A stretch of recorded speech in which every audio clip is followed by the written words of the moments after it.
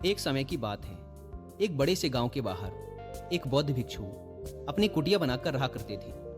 बौद्ध भिक्षु बहुत ही बड़े ध्यानी और बुद्धिमान व्यक्ति थे। हर रोज जब वो उस गांव में भिक्षा मांगने जाते तो अक्सर कोई न कोई उनसे अपनी समस्या का समाधान पूछता और बौद्ध भिक्षु भी बहुत ही आसानी और बुद्धिमानी के साथ लोगों को उनकी समस्या का समाधान सुझा देते। ऐसे ही एक दिन भिक्षा मांगते हुए वो उस गांव के सबसे अमीर व्यक्ति के घर पहुंच गए। उस अमीर व्यक्ति के घर में एक बहुत बड़ी समस्या थी और वह समस्या यह थी कि अक्सर उसके घर के लोग आपस में झगड़ते रहते थे। घर में शांति और आपसी भाईचारे की कमी थी। इस बात को लेकर वह अमीर व्यक्ति बहुत ही परेशान रहता था। अमीर व्यक्ति ने बौद्ध भिक्षु की बुद्धिमानी और समस्याओं को सुलझाने की उनकी काबिलियत के बारे में सुन रखा था। तो जैसे ही उसने बौद्ध भिक्षु को अपने घर के दरवाजे पर खड़े देखा तो दौड़कर उनको अंदर बुलाया और अपने नौकर को भिक्षा के लिए कुछ भोजन लाने का आदेश दिया। नौकर रसोई से कुछ भोजन लेकर आया।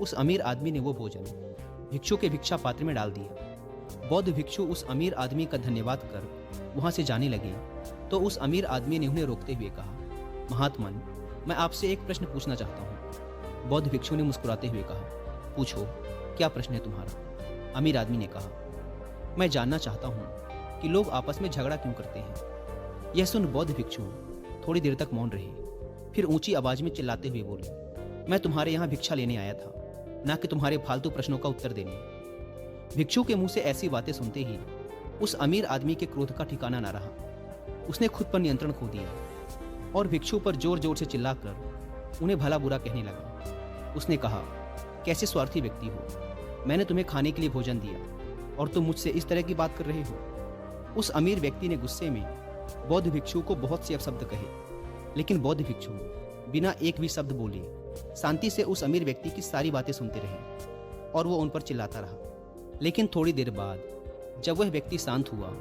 तो बौद्ध भिक्षु ने मुस्कुराते हुए कहा, मेरे दोस्त, जैसे ही मैंने तुम्हारे साथ बुरा बर्ताव किया तुम्हें क्रोध आ गया और क्रोध में तुमने मुझ पर चिल्लाना शुरू कर दिया। और अगर उसी समय मैं भी तुम पर क्रोधित होकर चिल्लाना शुरू कर देता तो हमारे बीच बहुत भयंकर लड़ाई हो सकती थी। असल में क्रोध करना ही सभी लड़ाइयों की जड़ है। जब एक व्यक्ति क्रोधित हो और दूसरा व्यक्ति भी क्रोध में उसकी बातों का जवाब देना शुरू कर दे तो लड़ाई का बढ़ना निश्चित है। लेकिन अगर दूसरा व्यक्ति उस समय शांत रहे और कुछ समय के लिए मौन धारण कर ले, जब पहला व्यक्ति क्रोधित हो तो बड़े से बड़े झगड़े को भी सुलझाया और खत्म किया जा सकता है। साधारण शब्दों में कहें तो परिवार के सदस्यों का एक दूसरे के प्रति सहनशील होना ही घरेलू झगड़ों को खत्म करने का एकमात्र तरीका है। तो दोस्तों, इस कहानी की सीख यही है कि चाहे घर हो, दोस्तों के साथ या काम की जगह, हमें खुद को स्थिर और शांत रखना चाहिए। और अगर कोई हम पर गुस्सा भी होता है तो जहाँ तक संभव हो सके हमें शांति से ही उसका उत्तर देना चाहिए,